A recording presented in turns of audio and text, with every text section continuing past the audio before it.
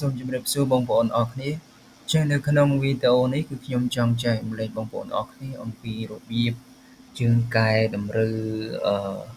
ពុម្ពអក្សរនៅក្នុង Google Form អញ្ចឹងឥឡូវខ្ញុំចូលទៅកាន់ Chrome ហើយខ្ញុំជ្រើសរើស email មួយអូខេហើយបន្តមកទៀតខ្ញុំចុចកន្លែងសញ្ញាពងត្រីនេះហើយយក form អូខេចុចយក form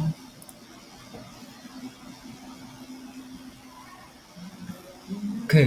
អញ្ចឹងអានេះខ្ញុំចូលមកបង្កើតថ្មីឲ្យបងប្អូនមើលអញ្ចឹងដោយសារខ្ញុំធ្លាប់បង្កើតម្ដងហើយប៉ុន្តែដោយសារតែ Google Form វា update ចេញពាក្យ publish នៅលើនេះអញ្ចឹងបើសិនយើងចង់ដូរ font អីកន្លែងហ្នឹងគឺដូរ font កន្លែងចំណងជើងធំកន្លែង question កន្លែងចម្លើយហ្នឹងបងប្អូនមើលកន្លែងនេះអូខេមើលកន្លែងនេះយើងឃើញវាខាងនេះអញ្ចឹងចំពោះភាសាខ្មែរភាសាអង់គ្លេសវាអាចមាននៅក្នុងនោះដែរអញ្ចឹងឧទាហរណ៍ថានេះខ្ញុំដាក់ភាសាខ្មែរថា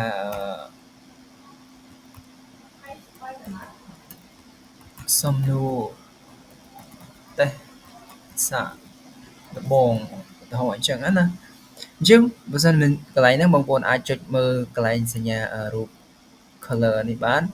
ហើយកន្លែងនេះបងប្អូនអាចចុចវាដាក់ header ក្បាលអញ្ចឹងយើងយកមួយណា font មូលចេះទៅអូខេអានឹងបែបនេះហើយបន្តមកទៀតបើសិនយើងចង់កន្លែង question នេះចេញឲ្យគេនេះ question ហ្នឹងចេញឲ្យគេចេញជាឧត្តមមានជ័យដល់ពេលយើងសរសេរទៅឈ្មោះអូខេអញ្ចឹងវាចេញបែបនេះถ้าយើងចង់ដូរអីផ្សេងយើងដាក់មូលវាចេញបែបនេះយើងចង់បានប្រភេទបុគ្គលវាចេញបែបនេះអញ្ចឹងណាយើងមើលចេញដាក់បែបអង្គរវាចេញបែបនេះហ្នឹងហើយកន្លែង question នេះបើសិនយើងមើលកន្លែង text វាដាក់ចម្លើយអញ្ចឹងកន្លែងហ្នឹងបើសិនយើងចង់បានអីគេថាឧត្តមមានជ័យចុះអញ្ចឹងចម្លើយយើងសរសេរអីមួយទៅនេះអក្សរវាចេញបែបនេះអានេះឈ្មោះយើងអាចដាក់ជា text អីគេសរសេរទេឧទាហរណ៍ណា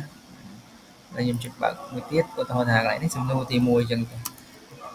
តើប្រាសាទអង្គរវត្តស្ថិតនៅក្នុង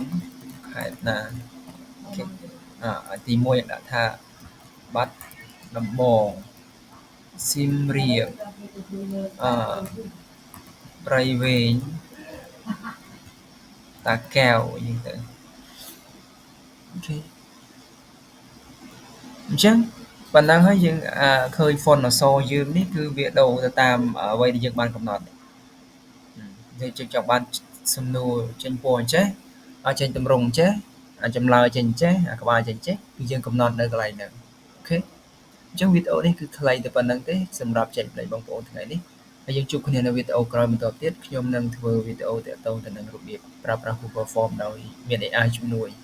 អូខេហើយយើងបន្ទាប់ពីហ្នឹងទៅគឺយើងអានេះវាត្រូវការយើងចុច publish ហើយបើយើង copy link អញ្ចឹងណាពីមុនវាដាក់ពាក្យ send តែឥឡូវវា update ដល់ publish ដូចគ្នាយើងចុចអាហ្នឹងទៅយើង copy link ដូចគ្នាយកឲ្យសិស្សទៅអូខេអញ្ចឹងអរគុណច្រើនបងប្អូនទាំងអស់គ្នាយើងជួបគ្នានៅវីដេអូក្រោយបន្តទៀត